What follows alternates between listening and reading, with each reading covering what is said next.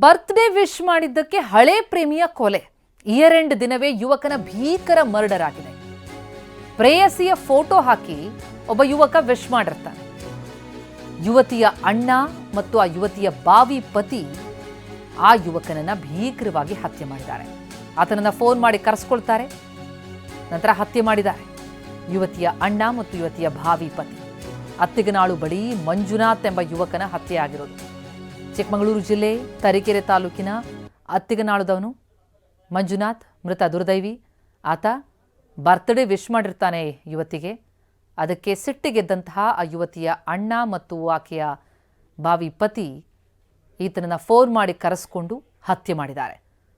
ಪ್ರೇಯಸಿಯ photo ಹಾಕಿ wish ಮಾಡ್ದ ಅನ್ನೋ ಕಾರಣಕ್ಕಾಗಿ.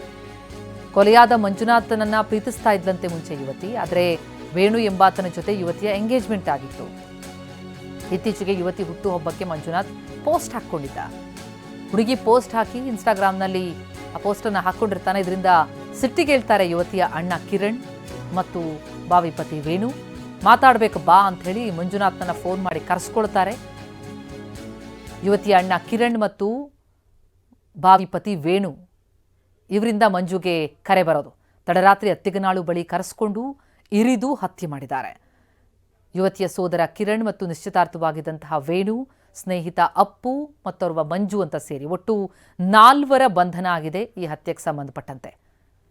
ಮೊದಲಿಗೆ ಯುವತಿ ಈ ಕೊಲೆಯಾದ ಮಂಜುನಾಥ್ನನ್ನ ಪ್ರೀತಿಸ್ತಾ ಇದ್ರು. ಆದರೆ ಬೇರೊಬ್ಬ ಯುವಕನ ಜೊತೆ ಆಕೆಗೆ ನಿಶ್ಚಿತಾರ್ಥ ಆಗಿರುತ್ತೆ. ಅದಾದ ಮೇಲೆ ಆಕೆಯ ಹುಟ್ಟುಹಬ್ಬದ ವಿಶ್ ಮಾಡೋದಕ್ಕೆ ಅಂಥೇಳಿ ಈ ವೇಣು ಒಂದು ಪೋಸ್ಟ್ ಹಾಕ್ಕೊಳ್ತಾನೆ. ಮಂಜುನಾಥ್ ಒಬ್ಬ ಪೋಸ್ಟ್ ಹಾಕ್ಕೊಳ್ತಾನೆ. ಅದಕ್ಕೆ ಯುವತಿಯ ಬಾವಿ ಪತಿ ವೇಣು ಸಿಟ್ಟಿಗೇಳ್ತಾನೆ, ಯುವತಿಯ ಅಣ್ಣ ಸಿಟ್ಟಿಗೇಳ್ತಾನೆ. ಇಬ್ಬರು ಕೂಡ ಫೋನ್ ಮಾಡಿ ಕರೆದು ಹತ್ಯೆ ಮಾಡಿದ್ದಾರೆ. 4 ಬಂಧನ ಆಗಿದೆ. FIR ಪ್ರತಿ ಕೂಡ ಗಮನಿಸ್ತಾ ಇದ್ದೀವಿ. ಯುವತಿ ಸೋದರ ಕಿರಣ್, ಯುವತಿ ಜೊತೆ ನಿಶ್ಚಿತಾರ್ಥವಾಗಿದ್ದ ವೇಣು, ಜೊತೆಗೆ ಅವರ ಸ್ನೇಹಿತ ಅಪ್ಪು ಮತ್ತೋರ್ವ ಮಂಜು, ಒಟ್ಟು 4 ಅರೆಸ್ಟ್ ಮಾಡಿದ್ದಾರೆ. ಘಟನೆ ಕುರಿತಂತೆ ಡೀಟೇಲ್ಸ್ ಪಡೆಯೋಣ. ನಮ್ಮ ಪ್ರತಿನಿಧಿ ಅಶ್ವಿತ್ ಸಂಪರ್ಕದಲ್ಲಿದ್ದಾರೆ. ಅಶ್ವಿತ್, ಈ ಕೊಲೆ ಬಗ್ಗೆ ಏನೇನು ಡೀಟೇಲ್ಸ್ ಲಭ್ಯ ಆಗ್ತಾ ಇದೆ? ಎಷ್ಟೊತ್ತಿಗೆ ನಡೆದದ್ದು? ಹೌದು ಪ್ರತಿಮಾ, ಕಾಫಿನಾಡು ಚಿಕ್ಕಮಗಳೂರಿನ ತರೀಕೆರೆ ತಾಲೂಕಿನ ಹೊರವಲಯದಲ್ಲಿರುವಂತಹ ಅತ್ತಿಗನಾಳು ಗ್ರಾಮದಲ್ಲಿ ಒಂದು ಬರ್ಬರ ಹತ್ಯೆ ನಡೆದಿರುವಂತದ್ದು. ತರೀಕೆರೆ ತಾಲೂಕಿನ ಉಡೇವ ಗ್ರಾಮದ ಮಂಜುನಾಥ್ ಏನಿದ್ದಾನೆ, ಆತ ತಾನು ಪ್ರೀತಿಸ್ತಾ ಇದ್ದ ಹುಡುಗಿಯ ವಿಚಾರವಾಗಿ ಈಗ ಬರ್ಬರವಾಗಿ ಹತ್ಯೆ ಆಗಿರುವಂತದ್ದು. ಅದು ಆ ಯುವತಿಯ ಸಹೋದರ ಜೊತೆಗೆ ಆ ಯುವತಿಯೊಂದಿಗೆ ನಿಶ್ಚಿತಾರ್ಥವಾಗಿದ್ದಂತಹ ಯುವಕ ಏನಿದ್ದಾರೆ, ಅವರು ಬರ್ಬರವಾಗಿ ಚಾಕು ಹಿಡಿದು ಹತ್ಯೆಯನ್ನ ಮಾಡಿರುವಂತದ್ದು. ಪ್ರಮುಖವಾಗಿ ಪ್ರತಿಮಾ, ಈ ಘಟನೆಗೆ ಕಾರಣವಾಗಿರುವಂತದ್ದು ಆ ಮೃತ ಮಂಜುನಾಥ್ ಏನಿದ್ದಾನೆ, ಆತ ತನ್ನ ಇನ್ಸ್ಟಾಗ್ರಾಮ್ ಪೇಜ್ ನಲ್ಲಿ ಆ ಯುವತಿಯ ಬರ್ಡೇಯ ದಿನ ಫೋಟೋವನ್ನ ಹಾಕಿ, ಜೊತೆಗೆ ವಿಡಿಯೋವನ್ನು ಕೂಡ ಹಾಕಿ ಹುಟ್ಟುಹಬ್ಬದ ವಿಶ್ ಅನ್ನ ಮಾಡಿದ್ದ. ಜೊತೆಗೆ ನಿರಂತರವಾಗಿ ಇನ್ಸ್ಟಾಗ್ರಾಮ್ ಮತ್ತು ವಾಟ್ಸ್ಆಪ್ ನಲ್ಲೂ ಕೂಡ ಆ ಯುವತಿಗೆ ಮೆಸೇಜ್ ಅನ್ನ ಮಾಡ್ತಿದ್ದ.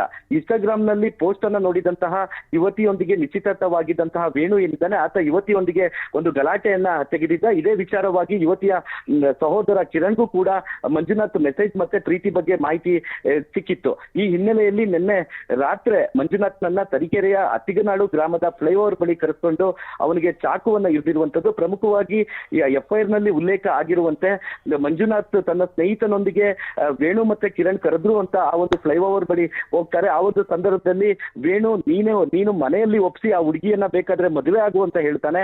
ಮತ್ತೊಂದು ಕಡೆ ನನ್ನ ತಂಗಿಗೆ ಯಾಕೆ ನೀನು ಮೆಸೇಜ್ ಮಾಡ್ತೀಯ, ಜೊತೆಗೆ ಹುಟ್ಟುಹಬ್ಬಕ್ಕೆ ನೀನ್ ಯಾರು ಆಕೆಗೆ ವಿಶ್ ಮಾಡ್ಲಿಕ್ಕೆ, ಜೊತೆಗೆ ಇನ್ಸ್ಟಾಗ್ರಾಮ್ ಅಲ್ಲಿ ಆಕೆಯ ಫೋಟೋವನ್ನ ಯಾಕೆ ಹಾಕ್ತೆ ಅಂತ ಹೇಳಿ ಕಿರಣ್ ಗಲಾಟೆಯನ್ನ ತೆಗಿತಾರೆ. ಈ ಒಂದು ಸಂದರ್ಭದಲ್ಲಿ ಕಿರಣ್ ಏಕಾಏಕಿ ಚಾಕುವಿಂದ ತೆಗೆದು ಮಂಜುನಾಥ್ಗೆ ಚುಚ್ಚಿದ್ದಾರೆ ಅಂತ FIR ನಲ್ಲೂ ಕೂಡ ಉಲ್ಲೇಖ ಆಗಿರುವಂತದ್ದು. ಜೊತೆಗೆ ಮ್ಯಾಕ್ಸ್ ಆಸ್ಪತ್ರೆಯಲ್ಲಿ ಮಂಜುನಾಥ್ ಮೃತಪಟ್ಟಿದ್ದಾರೆ. ಈಗ ಮೆಗನ್ ಆಸ್ಪತ್ರೆಗೆ ಮಂಜುನಾಥ್ ಅವರ ಮೃತದೇಹವನ್ನ ಸ್ಥಳಾಂತರವನ್ನ ಮಾಡಲಾಗಿರುವಂತದ್ದು. ಈ ಒಂದು ಪ್ರಕರಣದ ಪ್ರಮುಖ ಆರೋಪಿಗಳಾಗಿದ್ದಂತಹ ಕಿರಣ್, ವೇಣು, ಜೊತೆಗೆ ಅಪ್ಪು, ಮಂಜು ಎಂಬುವ 4 ಈಗ ಪೊಲೀಸರು ಬಂಧಿಸಿ ವಿಚಾರಣೆಯನ್ನ ನಡೆಸ್ತಾ ಇದ್ದಾರೆ. ಪ್ರತಿಮಾ, ಥ್ಯಾಂಕ್ ಯು ಅಶ್ವಥ್ ತಮ್ಮೆಲ್ಲ ಮಾಹಿತಿಗೆ.